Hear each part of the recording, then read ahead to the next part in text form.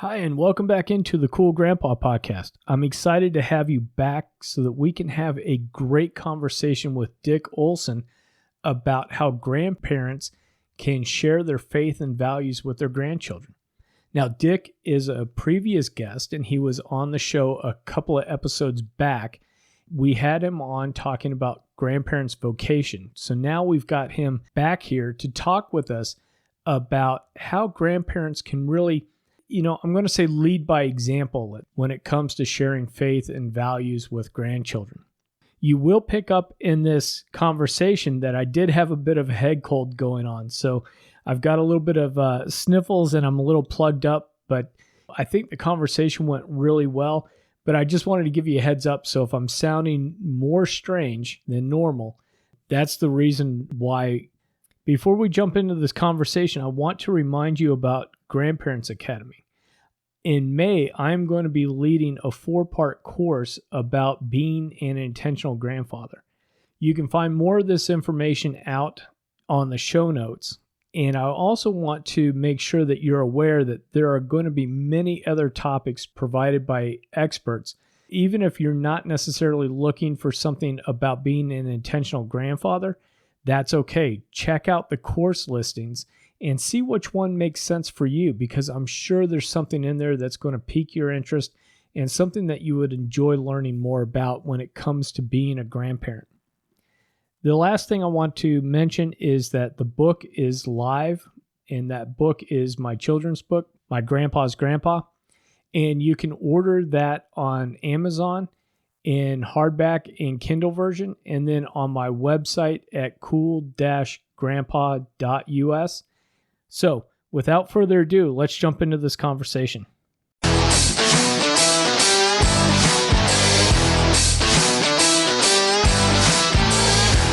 Hello, and welcome to the Cool Grandpa podcast. This is your host, Greg Payne, coming at you from Studio 12. This podcast is about being the best possible grandpa you can be, focusing on what it is to be a grandpa and how we can all share that experience together for our grandchildren. Hi, Dick. Welcome to the Cool Grandpa podcast. I'm excited to have you back on the show to talk about sharing our values and faith with our grandchildren. Good to be back, Greg. Thanks for inviting me. One of the things that I wanted to do as a follow-up to talking about your book, The Grandparent Vocation, is to dive a little bit deeper into this role that grandfathers can have as a person that can share and pass on values and faith, not only of just the family, but let's say the community as well. Mm-hmm. And I wanted to get your take as a pastor and a grandfather. What changes have you witnessed over the last 50 years regarding church membership, affiliation, as well as even just within the communities itself, as far as the changes that you may have seen? Yeah, that's a big question, Greg. But the basic overview is that there's been a radical decrease in religious specific belief or statement of belief and affiliation and participation in church life. And this shows up most clearly in a statistic that surveyors have been able to notice. Many questionnaires have a question about what is your religious affiliation, and they will ask, you'll be able to check Protestant, Catholic, Jewish, Eastern religion, or none. And back in the 1970s, about 5% of the population would check the none. That has grown steadily over the years, so that most recently, about 25% of people answer none. And that's much larger among younger people than it is among older people. Let me just share something with you. Silent generation, that's who I am, born 1928 to 1945. 84% of us still identify as Christian, and half of us go to church weekly. Among millennials born 1981 to 1996, 49% identify as Christian, just a little more than half of their grandparents, and 22% go to church weekly. 40% among millennials claim no religion. And as far as the next generation, Generation Z, born 1996 to 2011, the religious researchers see interest in spiritual beliefs and all, but very little trust in religious institutions or leaders or authorities, and very little participation at all. A religious journalist, Bob Smetana, comments, in other words, America's grandparents go to church and their grandkids do not. America's grandparents are white and Christian, their grandkids are not. These two groups of older and younger Americans are living in what are essentially different universes when it comes to race and religion. That is striking in just the raw numbers that you were giving us between the silent generation and the millennials. That's a drop of almost 40%. Really? Yes. What do you think? I know we've got the numbers for what's going on, but do you have any experience, or what were your thoughts as you were a pastor during this time where membership seemed to be dropping off or affiliations were dropping off? Well, it got harder and harder, and you had to celebrate what sort of encounters you could have. There were more and more competitions for what used to be a Sunday morning ritual of an hour of Christian education, Sunday school, and an hour of worship. More and more I saw team sports on Sunday morning, and parents would have to choose between bringing their children to Sunday school or allowing them to be a part of a very popular program of playing team sports with their friends and neighbors, organized team sports, and they had to show up on Sunday morning. And people, even those who were most faithful, attendance would become more and more infrequent. People would feel they were part of a church and church life. They were there once a month on the average. And so the strength of the religious community became a very difficult thing to maintain as a pastoral leader. There, in many ways, we did the same things. We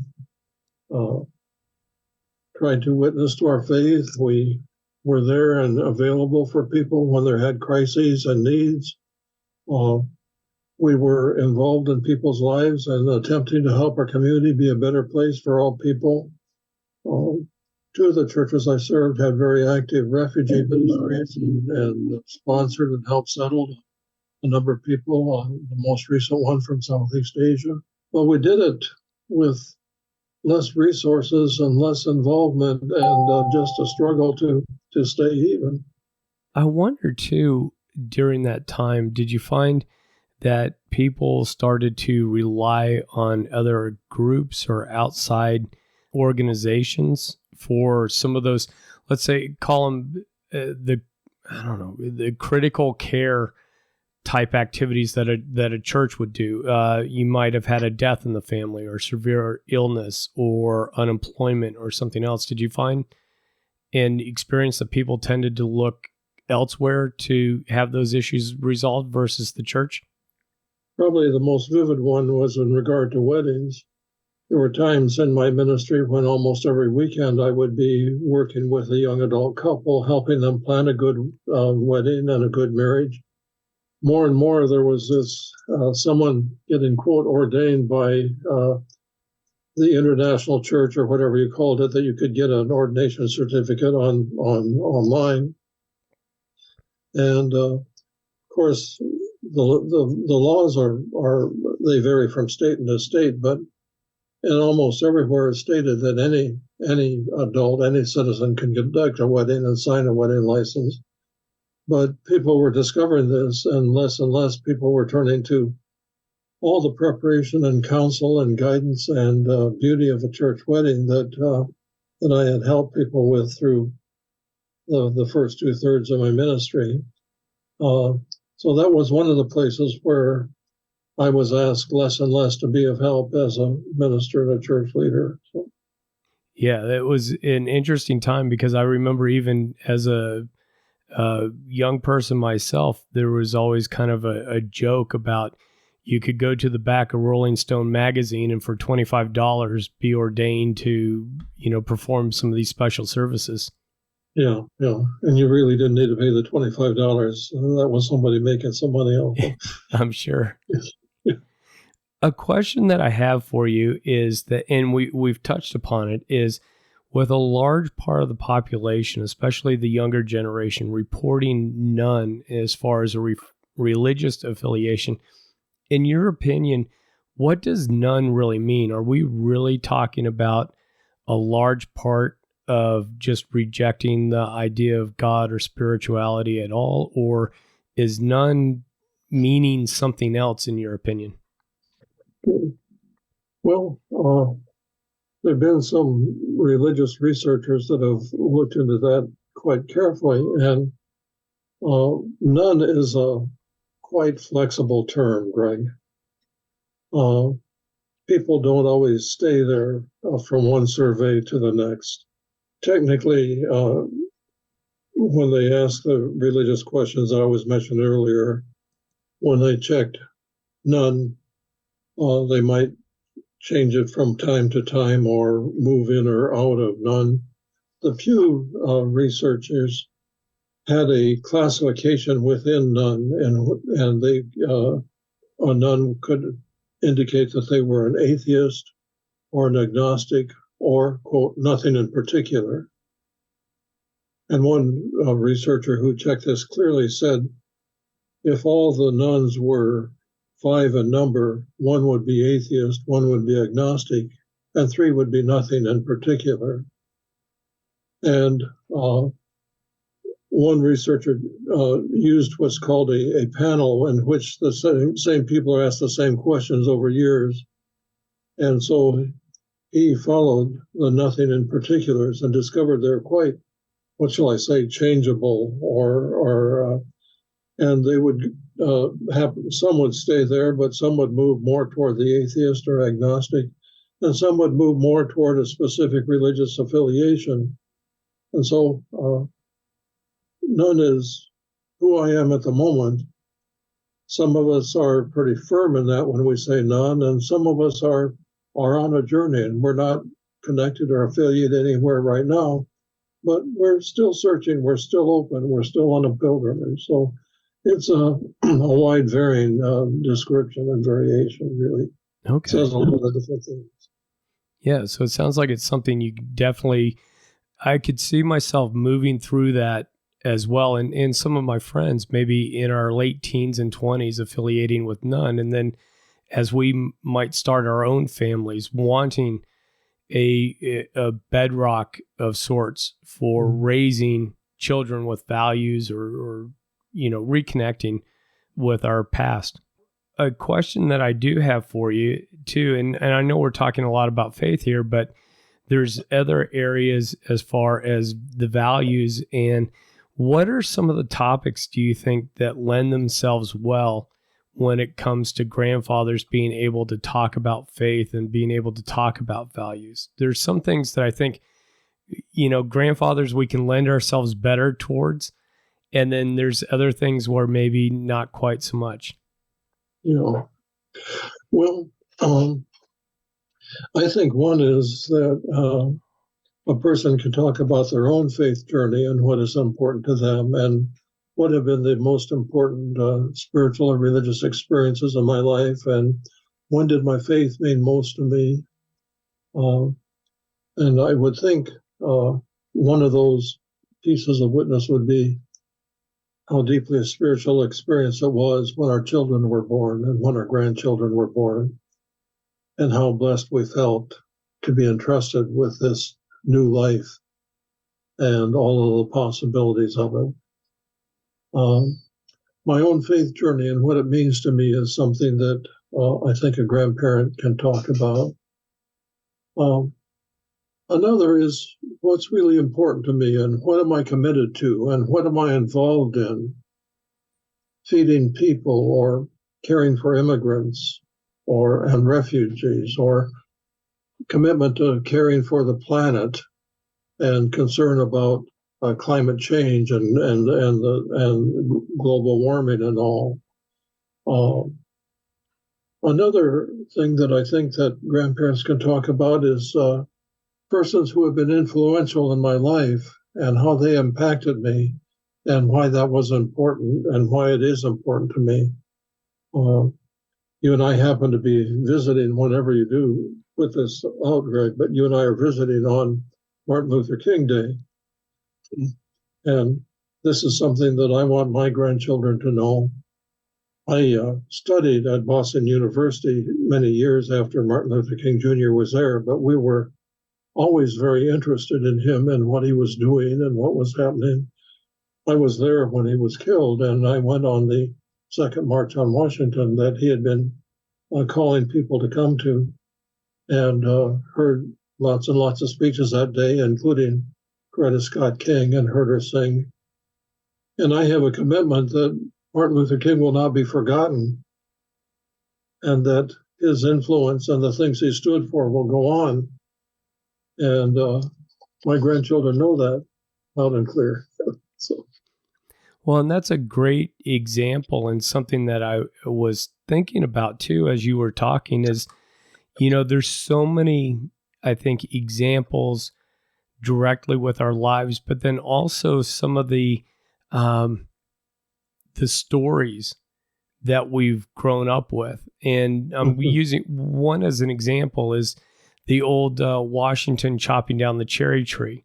Yes, and we know that that's probably legend, and that he probably, as a little kid, didn't do that. But the story and the idea of being able to relate something like that and saying, hey, when you do something wrong and you're confronted about it, the best thing to do is to be honest about what you did. Yes, yeah, sure. Yeah. And had you been able to take any of those examples as you've talked with your grandchildren beyond Martin Luther King to share with them some of those examples and some of those things that you've seen go on to be able to share about the faith, especially, and you had talked about the refugee situation coming in from Southeast Asia. And I imagine that was towards the end of the Vietnam War when the Cambodians and Vietnamese were resettling into the U.S., the ones that could get out? Yeah, actually, it was the Laotians that wound up, and after sponsoring one family, they had relatives and friends that needed to come. And our children knew a good bit about that and that involvement. I also had a sabbatical in which I went to Southeast Asia and spent time not in Laos, but in Indonesia and Thailand and Myanmar, Burma. And while in Burma, I met a young woman who was teaching in the same field that I'd worked in pastoral counseling, and we became very good friends. And I learned that she needed surgery or a cyst in her ovary, and there was just no money for that. And I took a gulp and promised while I was over there that my family and my church would pay for that surgery. And came back and told the family about that, and I told my family, the only thing I want for Christmas is money for ostomy surgery. My family did that. They gave larger gifts than I would have expected, but gave it. And that was one of the best Christmases I ever had. And the surgery there was not nearly as costly as it would have been in the United States. And we were able to pay those costs, and she is healthy. And, she was engaged. It was a severe question whether she would be able to have children or not. She does have 2 young adult children now. She and I kind of adopted each other. She When we write, she calls me father, and I have Burmese grandchildren I've never seen. And my children know that around my birthday time, since Asami and I have similar birthdays, July birthdays, that she will send greeting to her sisters whom she has never met. Oh, good. That's wonderful. Going through your book and reading, the grandparent vocation, I really was struck with a couple of the examples that you had in your book about Rachel, Naomi, and Yolanda Pierce's stories. And I would love for you to be able to share those, because they're great examples of, I think, being able to share religious values or in values in general with people. And those were unique stories that I'd love for you to share. Yeah, I was delighted when I found them. Rachel Naomi Remen's grandfather was an Orthodox Jewish rabbi. She had been born premature and had to spend a great deal of time in an incubator. During all that time, her grandfather spent a lot of time with her, and when she finally began speaking, her parents thought her first words were one thing, but really her first words were the Shema, Deuteronomy 6:4, "Hear, O Israel, the Lord our God is one." And she learned it in Hebrew from her grandpa while she was less than 3 years old. And when she asked him why he had taught her that and all, he told her that having to spend all that time by herself as a developing infant, premature infant, he thought she needed word that life could be trusted before she'd be ready to go on. Although he only lived till she was 7 years old, she has vivid memories of him. When she was of school age, she got to go see him every Friday afternoon. And Friday afternoon, at sunset, would be the beginning of the Jewish Sabbath.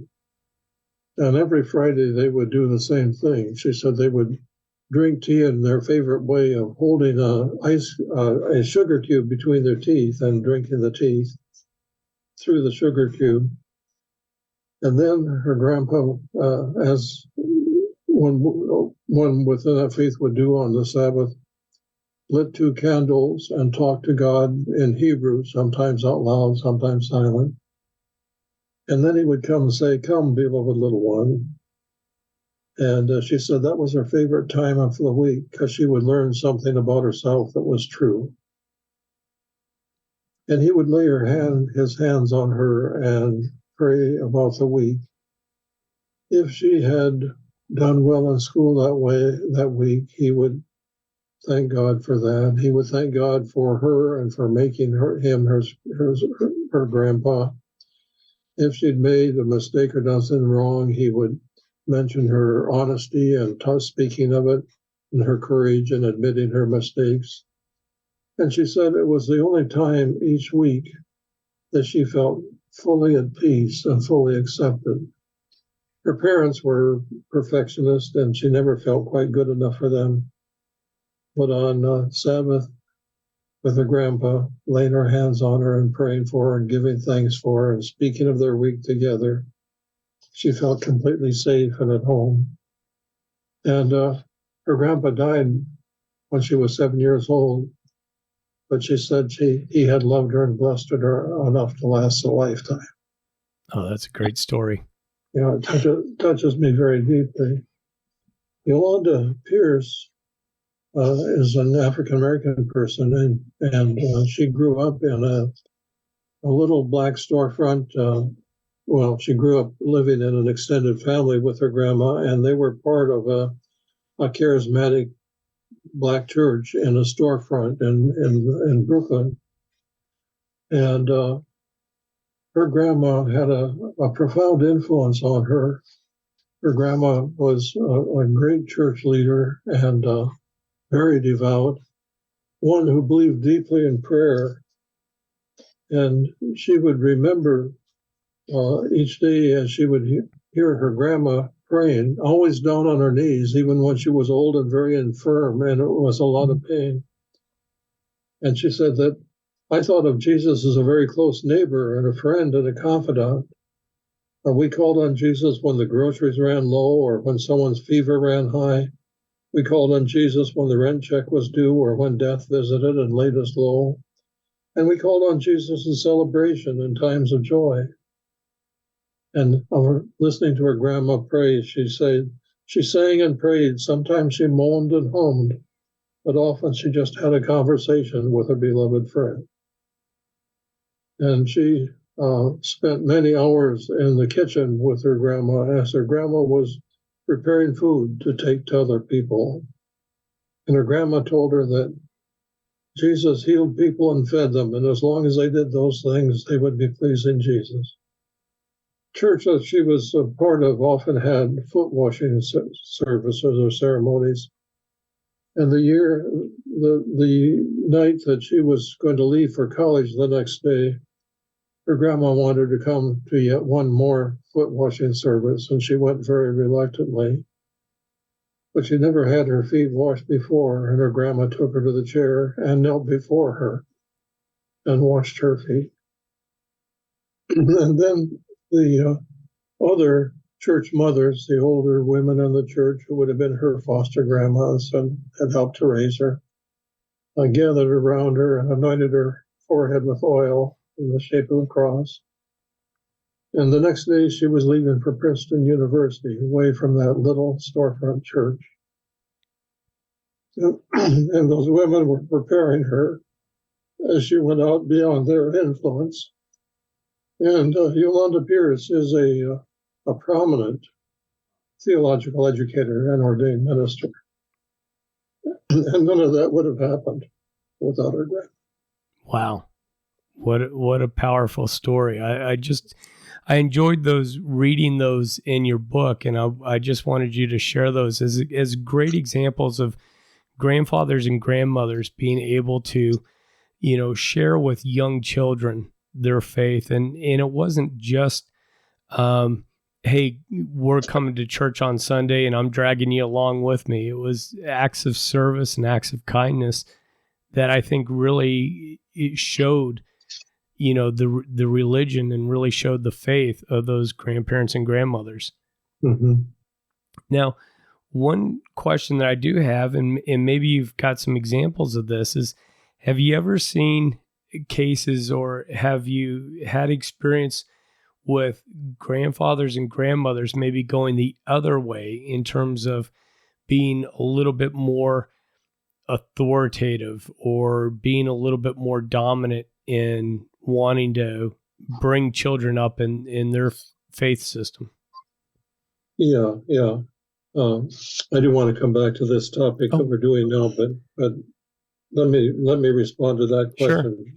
Sure. And yes, I have seen that, and I think it's regrettable.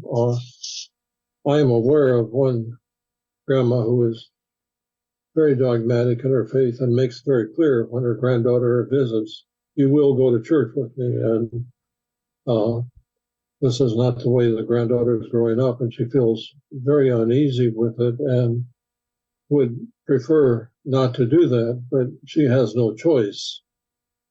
That's the way that grandma lives her life. I am aware that when this granddaughter goes to visit her other grandparents, she tells them in advance, I'm not going to church with you unless I decide I want to. And if you're going to make me, I'm not going to come see you. And it's too bad for her to experience. Sincere grandparents, they've been imposed on her so strictly and so harshly that she wants no part of it. I am aware of other grandchildren that would like to talk to their grandparents about all the decisions and all the things they're facing, but there are two topics they know they cannot discuss with their grandparents. And one is living together without a wedding. And about half of America does that now at some time between the time they become young adults and when or if they ever get married. The other one is issues around homosexuality and being gay, and particularly they don't dare share it if they have decided or are leaning or are investigating whether they are gay or not. And I guess another part is if there's if different parts of the family have gone different directions politically and are convinced of the connection between their religion and their politics, they may have a hard time talking or a very hard time hearing their grandparents. So those would be some examples. I think it's tough because I think there's a balancing of wanting to make sure that you bring the children up, similar to yourself, but then at the same time, the approach can be something that ends up driving them away and doesn't lead to healthy discussion and in relationships. Well, let's go ahead. Excuse me. Go ahead, Greg. Oh, I was going to say, if you want, why don't we go ahead and circle back to the example of Rachel and Yolanda, and I think you had some thoughts still about that. Yeah. I was just going to share some other influences of grandparents influencing grandchildren. I do think we need to look for different opportunities through the different ages of our grandchildren. It's one set of opportunities when they're tiny, and another when they're school age, and another when they're young adults. And I have a few examples of that. When one of my great-grandsons was going to be baptized, my wife and I gave him a gift of his very first Bible. And it's a children's Bible with many, many pictures and select stories that would fit a child and a child's interest and all. At that baptism was his aunt and uncle and cousin the same age, and they were not taking part in this. And I asked them, I told them what I had given this grandson for a baptismal gift and asked if they would like one for their son. And they said, yes, they would like it. And so I gave them the gift of this First Reader's Bible too. And it just felt like a lovely thing to be able to do for great-grandpa, to give to each of these great-grandsons something that will help their family communicate their faith. Sure. This last Christmas, I gave each of my grandchildren the new book by Ruby Bridges about her experience as the first child to integrate a New Orleans elementary school. And I've always been touched with the story of Ruby Bridges, and I wanted my 1 to 3 year old grandsons to know about a courageous little girl just a little older than them who had to walk through the crowds that were jeering all the time, protected by United States officials, walking her to and from school every day. And that school eventually integrated and others started coming, but for many, many months, she was the only child in the whole school because no one else would allow them to come. And I wanted them to know that story. Another place where grandparents can have influence is meals, taking one child out to eat at a child's favorite place, or a young adult, or young youth, and just the two of us talking about what's important to us and what's going on in our lives. Or a group meal where we might have a group conversation like Thanksgiving. Let's each of us say one thing we're thankful for this year.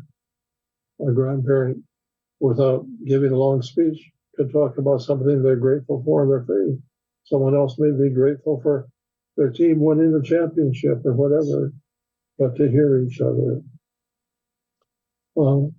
Another opportunity is to invite your grandchildren to join you in actions that you are taking part in about your faith. If you work in a food kitchen, or if you deliver meals on wheels, or if you help build a house for Habitat for Humanity, invite your grandchildren to come along and help out and be a part of that and see where your faith leads you. Or join your grandchildren in what is important to them. One set of grandparents I knew learned that their grandchildren were very involved in Black Lives Matter, and we're going to march in a public demonstration for that. So the grandparents joined the grandchildren and marched along with them and supported them in that. An opportunity I've had as pastor is the three of my young adult grandchildren, who are all married, asked me to be the officiant at their wedding. And I was able to tell them, and they would understand this, that I would want them to go to a marriage counselor and work hard at preparing themselves. And there's a particular program called Prepare Enrich. I would put them in touch with the counselor. But then we would sit down to plan a wedding, and I would talk to them about how faith informs a good wedding and a good marriage, and help them pick out the readings and the scriptures for their wedding service and be a part of that wonderful day. It is a way for me to communicate about how faith speaks to something very important to them, to live with this person they love in a way that builds strength. So those are some ways that I know of and have experienced. Oh, those are some great examples, and I appreciate you sharing those with us. And one question I do have for you too, is we're starting to wrap up a little bit, is as a pastor and a grandfather and great-grandfather, what advice would you have to me as a young grandfather when it comes to sharing values and faith? And what are some things, and we've talked about a lot, but what are some ideas that you might be passing on if I was sitting next to you in your office and we were talking about this? Well, I would always hope we'd make room for differences and different worlds and experiences and decisions of our grandchildren. Grandchildren may have some very severe criticisms about the church I'm a part of and the faith I've lived. Some of those I need to hear and I need to respect, and they need to be feel free to say about them. I will say that one thing I do as a grandparent is I pray for every member of my family by name every day. Not specifically about their faith decision, but that God's loving care will be present in their lives and all that they do. I would also say to any grandparent, you need to respect the home, the decisions, the choices of your grandchildren's parents. You know, there's a snarky quote, I think it was attributed to Margaret Mead, that grandchildren and grandparents get along so well together because they have a common enemy. I think that just needs to be excised from the English language. The parents are the ones that are raising the children. Furthermore, we didn't pick our child's spouse, and that person comes from a different family and maybe a different politics and a different religion. And so what that family is doing, what those parents are doing, and what they're experiencing, they need to be able to witness to what I stand for and what I believe, but not impose or contradict or get in the way of that family and how they are living their life. Oh, there's one other example of a subtle influence of faith that one of my friends told me about. When their grandchildren would visit them at Christmas, it was a grandparents' custom always to go with their church Christmas caroling, and they would take their grandchildren along Christmas caroling. Well, these grandchildren are all young adults. They went to church as children. They don't anymore. But they were there at Christmas, and Grandma and Grandpa said, we're going Christmas caroling with our group. You want to come? And they came along. The granddaughter wrote them back later on saying, I don't go to church anymore, but to go out and sing Christmas carols for those lonely people touched something very deep inside me. And so that was one other opportunity for them to share what they believed and how they lived it, and call that grandchild back to some earlier memories that grandchild may want to return to someday. Well, and that's a great example too of I think never shutting the doors, right? If absolutely. A child or a grandchild decides to walk a different path, never closing those things off because you don't know what particular activity or thought or whatnot might be a tether for them. And, yes. Now, Dick, I've had you on for a while. Is there anything about sharing values and faith that I haven't asked you about or we haven't talked about that you would like to bring up? In the written questions you sent me, you ask, would I advise grandfathers, would it be better simply not to discuss these topics with their grandchildren?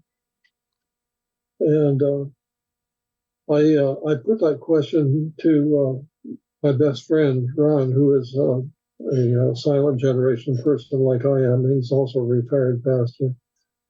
And Ron's response was, well, a grandparent can write an essay about what I believe and what I value and why, and give it to my grandchildren. They can choose to read it or not, and they can choose to read it or not now, and they can choose to read it or not later on.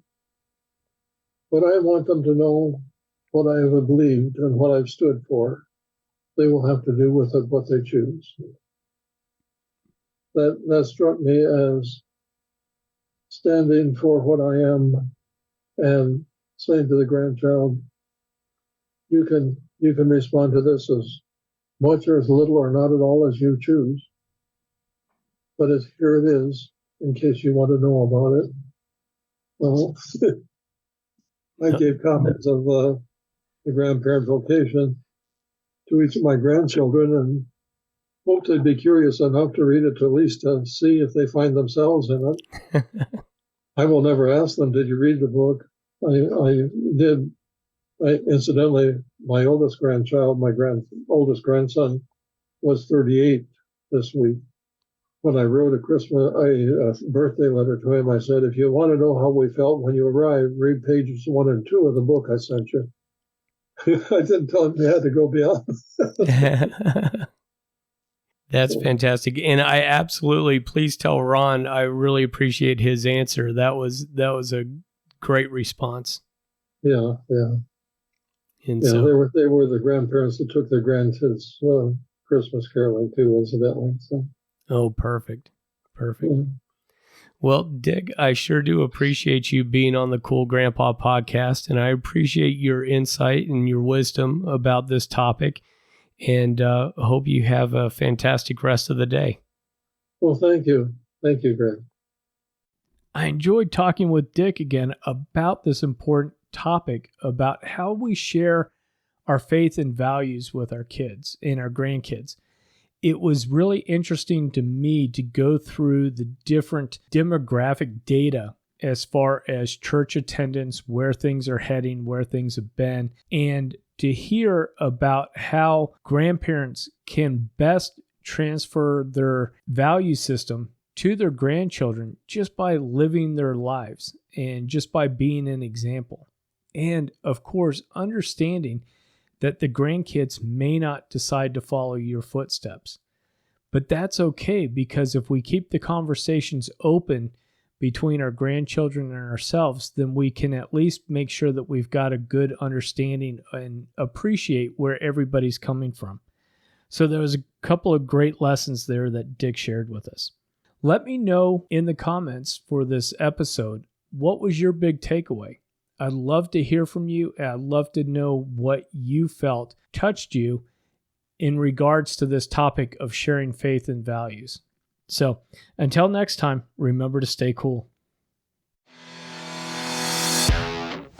Thank you for listening to the Cool Grandpa Podcast. If you've enjoyed this episode, please do me a favor and share it with a friend. That's the best way you can help us to expand our community, as well as get the news out about how valuable grandpas are in the lives of those kids. If you'd like to leave me a comment or shoot me a potential topic for this podcast, please go to www.cool-grandpa.us. Look for the comments tab, fill it out, hit submit.